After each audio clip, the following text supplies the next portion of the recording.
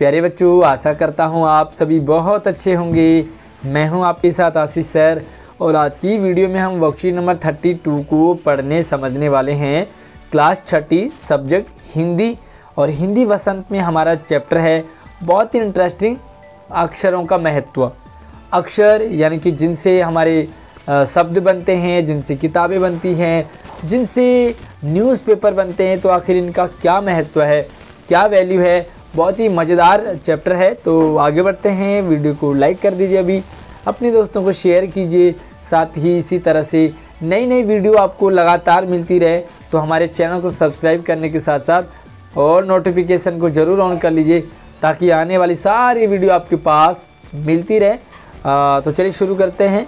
और शुरू करने से पहले अगर आपने अभी तक NSP पोर्टल पर अपना स्कॉलरशिप फॉर्म नहीं फिल किया है तो जाके ज़रूर कर लीजिए। यहाँ पर आपको बहुत अच्छी स्कॉलरशिप मिलती है, सेंट्रल गवर्नमेंट की स्कीम है।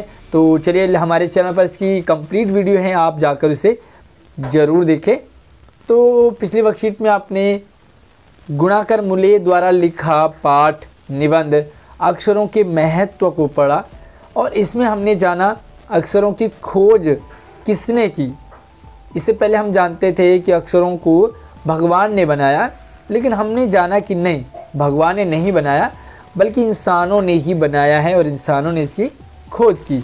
और भी बहुत सारी इंटरेस्टिंग बातें, इंसान कब से अस्तित्व में आए, उससे पहले धरती पर क्या था, जानवर कब आए, पेड़ पौधे कब आए, तो बहुत ही इंटरेस्टिंग सी चीज़ें हमने पढ़ी। तो चलिए देखते हैं अक्षरों के और इतिहास के बारे में जानकारी लेते हैं। चलिए तो देखिए यहाँ पर प्रागैतिहासिक मानव ने सबसे पहले चित्रों के जरिए अपने भाव व्यक्त किए। जब हमारे पास शब्द नहीं थे, हम बोलना नहीं जानते थे, तो कैसे हम अपनी बातों को दूसरों तक पहुँचाएं, तो क्या था, चित्र थे, है ना। कुछ चित्र बना दिए, जैसे आज भी हम देखते हैं अगर आपको लेफ़्ट मुड़ना है तो यूँ एरो बनाएंगे, राइट टर्न लेना है तो यूँ एरो बनाएंगे, मतलब एरो बना दिए जाते। तो चित्र थे और चित्रों के माध्यम से हम ये समझ पाते थे कि क्या लिखा है और इसका क्या मतलब है। जैसे पशुओं का, पक्षियों का, आदमियों के चित्र बना दिए जाते थे।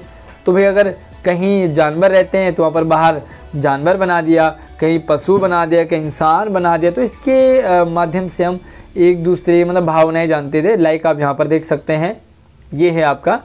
तो बहुत सारे यहाँ पर चित्र बना रखे हैं, इनसे हम अपनी बातें या दूसरों की बातें समझ पाते या आदान प्रदान करते थे। इन चित्र संकेतों से बाद में भाव संकेत अस्तित्व में आए। तो सबसे पहले आए चित्र संकेत, यानी कि चित्रों के माध्यम से। उसके बाद आए भाव संकेत। धीरे धीरे हम भाव जानने लगे एक दूसरे के। आप लाइक मुंह बना लो तो पता लग जाता है। इमोजी, आप इमोजी देखते होंगे आज। आप गुस्सा हैं तो लाल वाला बना लो, आप खुश हैं तो स्माइली बना लो, आपको किसी को चिढ़ाना है तो आंख मार लो, है ना। तो इस तरह से अगर आपको पसंद करना है तो यूँ लाइक कर लो। तो ये सारे क्या है, भाव हैं। जैसे कि छोटे वृत्त के चहुं ओर किरणों की द्योतक रेखाएं खींचने पर वह सूर्य चित्र बन जाता है। जैसे एक छोटा सा वृत्त बनाया, यानी कि गोला बना दिया। अब गोलों के चारों दिशाओं में किरणों की द्योतक रेखाएं, यानी कि किरणों के सूचक ऐसे ऐसे ऐसे बनाते हैं ना। देखो लाइक ये गोला बना दिया, ऐसे ऐसे बना दिया, है ना। तो मैं बोलूँगा नहीं कि सूर्य है, लेकिन आपको लग रहा है कि सूरज की तरह है। तो इस तरह से भी हमें पता लग जाएगा कि सूर्य की बात हो रही है। बाद में यही चित्र ताप और धूप का द्योतक बन गया। धीरे धीरे हम इसी सूरज को, पहले हम क्या लेते थे, प्रकाश है, सूरज दिखाया, किरणें दिखाई तो ऐसा लगता है यहाँ पर लाइट है।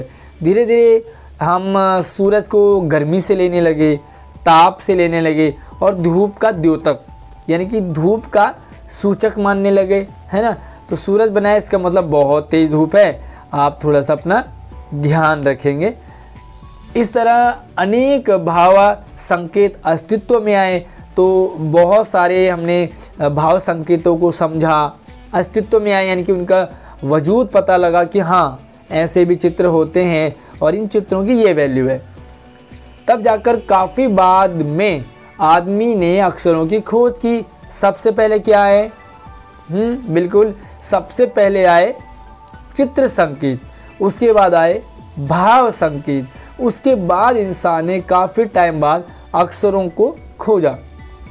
अक्षरों की खोज के सिलसिले को शुरू से मुश्किल से 6000 साल हुए, अभी तक तो लगभग 6-7 हज़ार हुए ही है। इससे पहले अक्षर नहीं थे, तो हम चित्रों के माध्यम से और भावों के माध्यम से ही हम एक दूसरे की बातें समझ पाते थे। तो चलिए देखते हैं, यहाँ पर कुछ प्रश्न हैं आपके लिए, और ये प्रश्न आपके MCQ हैं, यानी कि आपको क्या करना है, प्रश्न लिखना है, उसके बाद चारों ऑप्शन लिखने हैं, और जो वाला सही है उसे आप क्या कर लेंगे, अंडरलाइन या राउंड अप कर लेंगे। तो देखिए पहला सवाल, प्राग ऐतिहासिक मानव ने सबसे पहले किसके जरिए अपने भाव व्यक्त किए? सबसे स्टार्टिंग में क्या था? अक्षरों के जरिए, चित्रों के जरिए, समाचार पत्रों के जरिए, या इनमें से कोई नहीं? तो सबसे पहले हमने किसके माध्यम से भाव व्यक्त किए? और वो है चित्रों के माध्यम से। क्या है? चित्रों के। क्लियर है?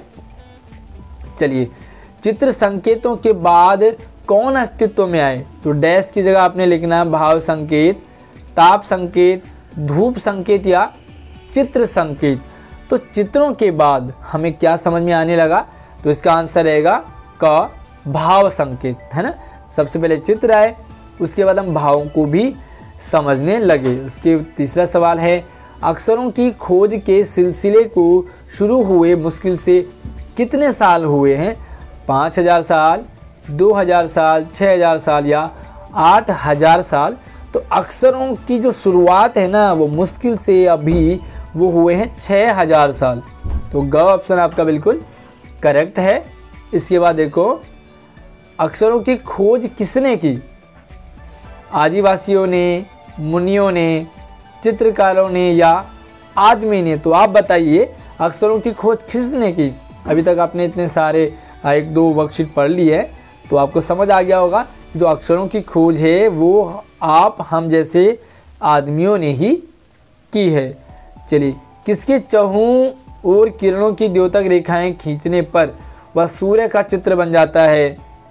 एक छोटे आयत के, एक बड़े वृत्त के, एक छोटे वृत्त के या एक बड़े आयत के चहुं ओर? तो इसका सही आंसर है एक छोटे वृत्त के, यानी कि एक छोटा सा गोला बनाया और उसके चारों तरफ, तो ये बन गया सूर्य का या गर्मी का, ताप का द्योतक। तो ये है आज की वर्कशीट, और इसी के साथ ही आपके पास एक एक्टिविटी भी है। तो इस एक्टिविटी को हम क्या देखते हैं, अस्तित्व एवं द्योतक, इन शब्दों के अर्थ खोज करके लिखने हैं। तो अस्तित्व का क्या मतलब है? तो अस्तित्व आप लिखोगे, देखो जैसे यहाँ पर मैं आपको बता देता हूँ। पहला शब्द लिखोगे आप अस्तित्व, और दूसरा लिखोगे द्योतक। तो द्योतक को ऐसे भी लिखते हैं, इन दोनों शब्दों को ऐसे लिखेंगे। अस्तित्व के आगे लिखेंगे क्या? हैसियत। तो क्या लिखेंगे यहाँ पर? हैसियत। ठीक है, यत लिखा है यहाँ पर। और द्योतक का मतलब क्या होता है? तो द्योतक का मतलब होता है सूचक। हालांकि इसका और भी अर्थ है। इसके अस्तित्व के अर्थ है वजूद है, आलम है, एक वैल्यू है ना। द्योतक का मतलब होता है द्योतक मतलब सूचक है। इसी तरह से अस्तित्व, ये सारे इसके आंसर हैं। तो आई थिंक आपको आज की वर्कशीट समझ में आई होगी। वीडियो को लाइक कर लीजिए, अपने दोस्तों को शेयर कीजिए, और हमारे चैनल को सब्सक्राइब करना बिल्कुल नहीं भूलना है आपने, क्योंकि आपके स्कूल खुल गए हैं, फिर भी आपके पास सारी अपडेट हमारी आती रहेंगी। तो चलिए, नई वीडियो मिलते हैं। धन्यवाद।